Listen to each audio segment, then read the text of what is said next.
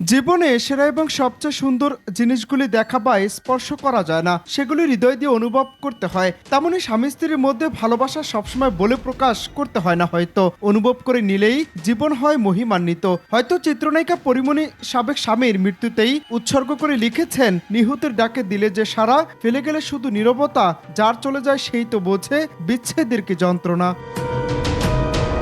ঢাকা ভাঙ্গা মহাসড়কের মাদারীপুরে শিবচরে সড়ক দুর্ঘটনায় চিত্রনায়িকা পরিমণির প্রথম স্বামী ইসমাইল হোসেন জমাদ্দার নিহত হয়েছেন। শুক্রবার 22 নভেম্বর ভোরে উপজেলার পাঁচচর এলাকায় এই দুর্ঘটনা ঘটে। পরে রাতে জানাজা শেষে নিজ বাড়ির ছোট শৌলা গ্রামের পারিবারিক কবরস্থানে তাকে দাফন করা হয়। শামসুন্নাহার স্মৃতি ওরফে পরিমণির সঙ্গে ইসমাইল হোসেন জিম বিবাহ বন্ধনে আবদ্ধ হন 2012 সালের এপ্রিল মাসে। বিয়ের পর স্ত্রী পরিমণিকে নিয়ে ঢাকা চলে আসেন তিনি। ভর্তি করিয়ে দেন একটি কলেজে, কিন্তু সে সংসার বেশি দিন স্থায়ী হয়নি। তবে এই বিয়ে প্রসঙ্গে পরিমণি কখনোই মুখ খোলেননি।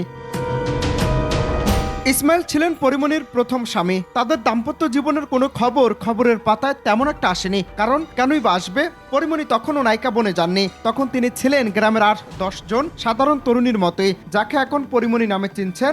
আদতে তিনি তখন ছিলেন শামসুন্নাহার স্মৃতি। শামসুন্নাহার স্মৃতির প্রসঙ্গেই এবার আসতে চাই। সময়টা 2010 সাল। পারিবারিকভাবে পরিচিতি থাকায় সম্পর্কে চাচাতো ভাই ইসমাইল হোসেন জমাদ্দারকে বিয়ে করেন এখনকার পরিমণি তথা শামসুন্নাহার স্মৃতি। যদিও সেই সংসার বেশি দিন টেকেনি। 2 বছরের মাথায় 2012 সালের এপ্রিলে ইসমাইলকে তালাক দেন স্মৃতি ওরূপে এখনকার পরিমণি।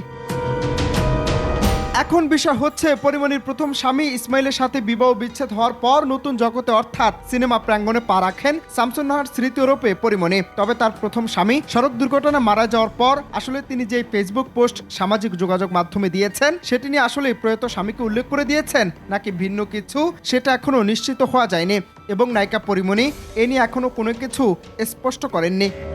অনন্ত হাসান মাসুদ, বাংলা টিভি, ঢাকা।